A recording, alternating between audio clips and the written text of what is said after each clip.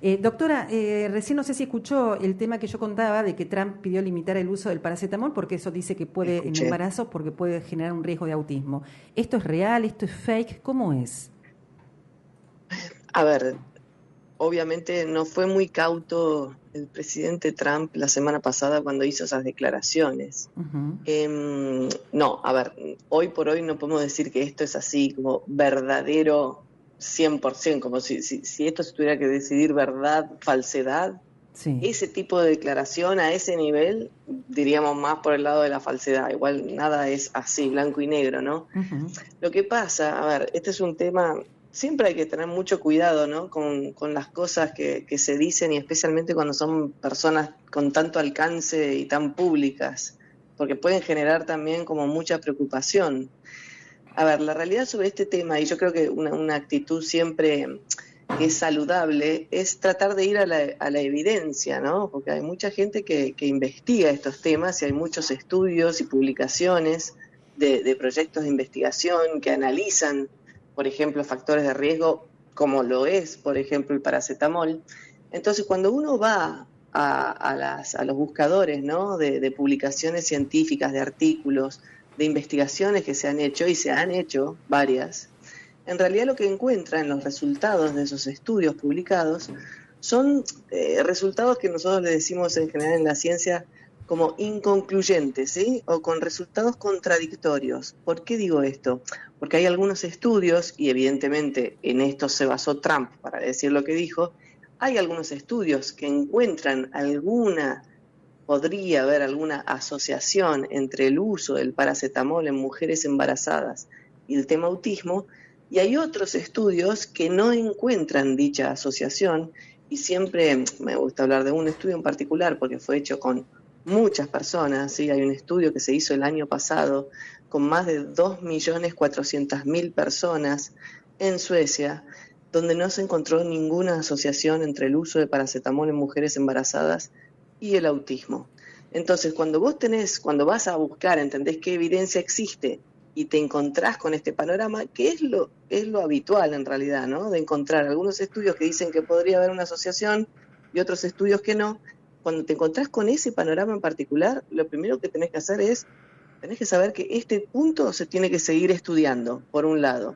Y obviamente es una información que sí creo que a nivel, si queremos ser razonables, cuando hay algún tipo de evidencia, y no importa que todavía no sea concluyente, de que algo podría estar incidiendo, ¿sí? O influyendo en algo, sí me parece que como personas está bueno ser cautos, ¿sí? Y tener como un uso también razonable, lo más cauto posible, por ejemplo, de una medicación. Y esto, a ver, creo que todos sabemos que cuando hablamos del embarazo, creo que todas las mujeres que cursan un embarazo saben que es un tiempo a ver, donde hay que tener mucha cautela y mucho cuidado, ¿no? Porque la persona que está adentro de la mujer embarazada es muy vulnerable a cualquier sustancia que alguien ingiera. Entonces sabemos también que toda medicación, en general, a ver, si uno va a los prospectos de las medicaciones, también verán siempre que dice algo en relación a ver si está contraindicado en el embarazo, sí o no. Me Sí. imagino que por la experiencia, ¿no? Ujú. Entonces siempre es un tiempo donde uno quiere limitar lo más posible medicaciones que uno ingiere. Entonces, sabiendo esto, sabiendo que tal vez podría llegar a haber una asociación, sí lo que es importante es decir, bueno, mujeres embarazadas, sabiendo que hay esto, el paracetamol, que generalmente ha sido siempre como recomendado por su perfil seguro, digamos, Mm. durante el embarazo, bueno, usémoslo de una manera cauta y solo en las situaciones donde sea realmente necesario. No lo usemos para cualquier cosa y en cualquier momento. Es, Esto como actitud simplemente cauta y razonable, nada más. Eso quería preguntar justamente, porque el uso de paracetamol era como indicado, incluso era como por sobre el Exactamente, ibuprofeno. Ujú. Eh, exactamente. entonces te quería preguntar, Así sí, es. porque el uso, porque con el consumo tiene que ser como por ahí algo habitual, porque si usás, en el embarazo también pasa eso, ¿no? Como que se te desordenan las cosas, de repente necesitas un dolor y tomás, Totalmente. es como muy complicado. ¿Cuál sería el consumo Claro. de paracetamol durante el embarazo que podría afectar, que intuís? Y después, ¿cuánto tiempo lleva a comprobar eso, el paracetamol, más allá de que se tome esa medida? Es decir, si hay algo que te puede llegar a pasar con el paracetamol, no lo tomes, pero también te quedas sin ibuprofeno, sin paracetamol, te quedas sin algo para tomar, es decir, por eso... No, a ver, te diría que es tomarlo solo cuando realmente es una situación donde estás como, no sé, o con una fiebre altísima, Claro. o con un dolor realmente significativo, y todo lo que sean situaciones más leves de esto, tal vez no Bancártela. tomar nada, ¿sí? Ah. Ese sería como, claro, un poco como bancársela en algún sentido, porque no estás, digamos, sufriendo tanto, ¿no? Dejarlo, a ver, sería como dejarlo para las situaciones ya más límite y más, digamos, más significativamente que generan malestar. Alexia, Pero no usarlo, ¿entendés? Por cualquier cuestión. Ahora, de probar, o sea, es imposible, contestando a tu primera pregunta, es imposible probar que el uso en determinada frecuencia de algo provocó otra cosa. Eso es casi imposible de hacerlo, te lo digo desde el punto de vista hasta científico. Nunca vamos a poder decir, además, cuando hablamos de autismo, igual, perdón, no hay ningún factor por sí solo, y esto sería un por sí solo, ¿no? Sí, por consumo de paracetamol, eso sería un factor por sí solo, que genere el tema autismo. Eso no existe. ahí iba la Piensen pregunta. que, Quería es hacerte esa más, pregunta, no se Alexia. conocen las causas. Ahí está. Quería No, hacerte digo para esa que quede pregunta, muy digo, claro. por fuera Ok. del paracetamol, ¿no? Que de acuerdo a lo que dijiste Sí. hace un rato, bajo este estudio de más de 2 Sí. millones de personas, Sí. es bastante categórico, digamos, más allá de que se deje... Y la verdad es que sí. Bien, más allá de que la ciencia deje abierta una puertecita por las dudas para seguir investigando, lo cual me parece fenómeno. Pero digo, Exactamente. ya creo que lo respondiste hace un ratito, pero ¿hay otro medicamento, más allá de que no lo pongamos en el marco de que este medicamento es la causa del autismo, pero sí hay en el marco del autismo, sí hay otros medicamentos en los que tenemos que tener más cuidado, más atención, en donde se puede hablar, en donde esto sí podemos considerar que puede traer un efecto determinado en el marco del autismo? ¿Hay medicamentos en donde se puede abordar de esa forma? A ver, hay muchos que están contraindicados directamente, ¿sí? Porque no pasaron justamente las pruebas. Esto, por eso, de vuelta vuelvo al tema de los prospectos. Vos agarrás un prospecto de cualquier medicamento y hay un montón que dicen prohibido su uso en embarazadas. Eso es porque ese medicamento demostró en las pruebas de que no era apto y generaba problemas. Y hay un montón de esos, ¿eh? Eso ya está probado. Después ha habido investigación sobre otros, además del paracetamol, sí, se han investigado varios. Y nunca, a ver, todo lo que se encuentre de que haya alguna posible asociación, yo lo que quiero que en general la gente se quede tranquila es las ANMAT en cuestión, para decirlo, o la FDA en los Estados Unidos, son bastante rigurosos con el tema de medicamentos y si hay efectos adversos para los seres humanos, en general los frenan, ¿se entiende? O sea, es como dicen, esto no.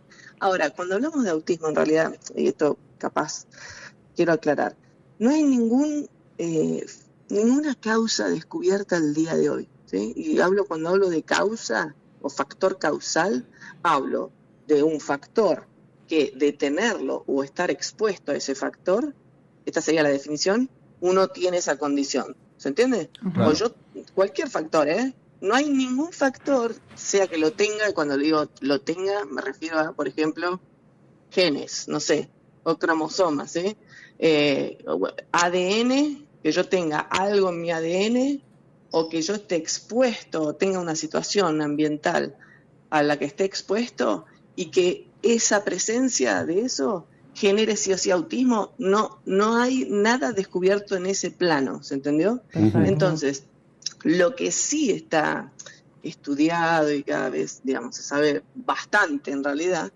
son los que se llaman en medicina factores de riesgo en realidad, que son aquellos factores que aumentan las chances, las probabilidades de que alguien esté dentro del espectro autista.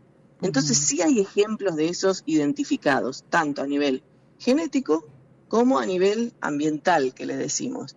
Les doy ejemplos, digamos, de cosas que se han identificado como son factores que aumentan las chances de que alguien esté dentro del espectro autista. Ejemplos clásicos: mamá o papá que a la edad de la concepción son mayores, ¿ok? A mayor edad de la concepción de ese hijo, más chances que esté dentro del espectro ¿Mayores autista. qué edad sería, Alexia? O sea, cuanto mayores, pero poner arriba de los 35 años. Ok. Pero mayores, cuanto mayor seas a Más riesgo. la edad de tu concepción, más riesgo, digamos, más chances de que tengas un hijo dentro del espectro autista. Otra es todo lo que son complicaciones en el parto, la prematurez por sobre todas las cosas, ¿sí?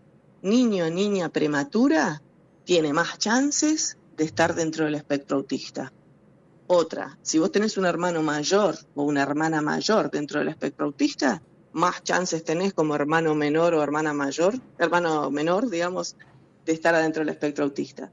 Entonces, estas son, así se estudian varias cosas, ¿sí? Y hay varias cosas estudiadas. Pero no hay nada que sí o sí, si está, sí o sí puedes decir, esa persona va a estar dentro del espectro autista. Eso no existe. Es más, un ejemplo les cuento nada más. Hay gemelos, ¿sí? Monocigóticos. ¿Saben? Los gemelos idénticos, ubican cuáles son. Sí. Esos que tienen exactamente el mismo ADN, ¿sí? Mismo ADN, en general, misma crianza, porque están en la misma casa. Claro, la misma bolsa. Y existe la posibilidad, la misma bolsa, ¿sí? Comparten absolutamente todo. Y se da la posibilidad de que uno esté dentro del espectro autista, el otro no. Claro. Cuando vos tenés ese tipo de situaciones, lo que te hace pensar es, ok, esto no se explica ni solo por el ADN, ni solo por la crianza que tiene alguien. Acá hay cuestiones muy únicas, de trayectoria única, personal e individual, que hacen que alguien pueda estar dentro del espectro autista o no. Doctora, quería preguntarle, ¿cómo se da cuenta una mamá que ese chico tiene este trastorno? ¿Cuáles son los, digamos, el disparador para que esta mamá consulte al médico?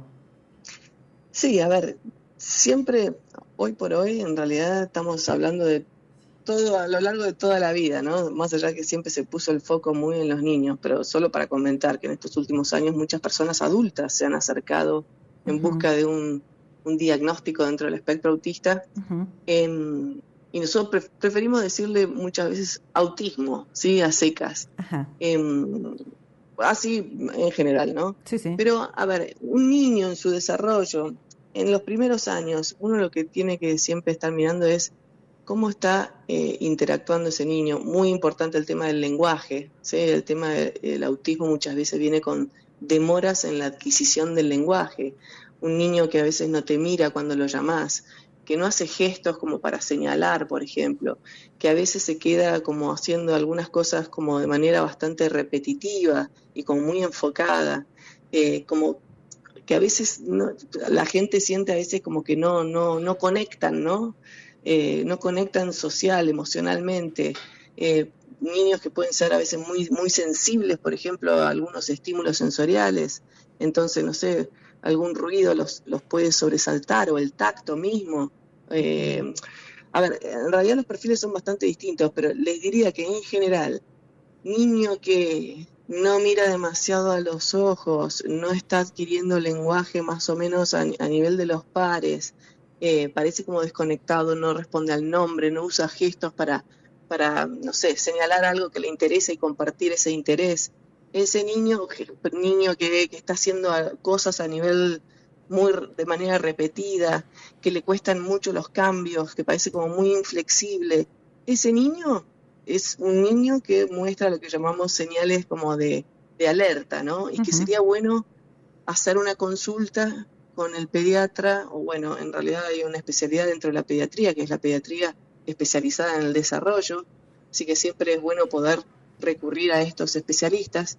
Y hoy por hoy la verdad que hay desarrollada, mira, muy fácil, apps que son de descarga gratuita en los celulares. Sí. La verdad que a veces podríamos usar los celulares para cosas más útiles, ¿no? Sí, sin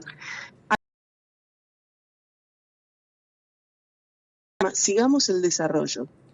Y es una app que sirve para que los padres puedan seguir el desarrollo de sus hijos de 0 a 5 años para ver si hay alguna cuestión en su desarrollo que debería alertarlos y deberían consultar.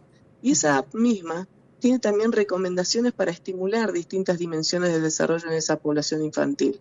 Digo como dato útil para cómo la gente puede, Excelente. digo, no solo con la necesidad de saber, ¿no? Sino que hay apps, y hoy por hoy la verdad que es mejor recurrir a cosas que nos pueden ayudar a hacer ciertas cuestiones, que te pueden guiar en ese proceso de ir estando alerta, digamos, ¿sí? Haciendo un seguimiento. Y cualquier alerta que un padre tenga, la verdad que es siempre importante consultar, siempre. No quedarse con la duda, claro. No quedarse sin hacer nada. Totalmente, totalmente. La verdad, muy clara, doctora, le agradecemos muchísimo toda la explicación que nos dio y el tiempo que se tomó para compartirlo con nosotros aquí en el centro. Bueno, perfecto. Buenos días a todos. Buenos días, gracias. Sé que siga muy bien.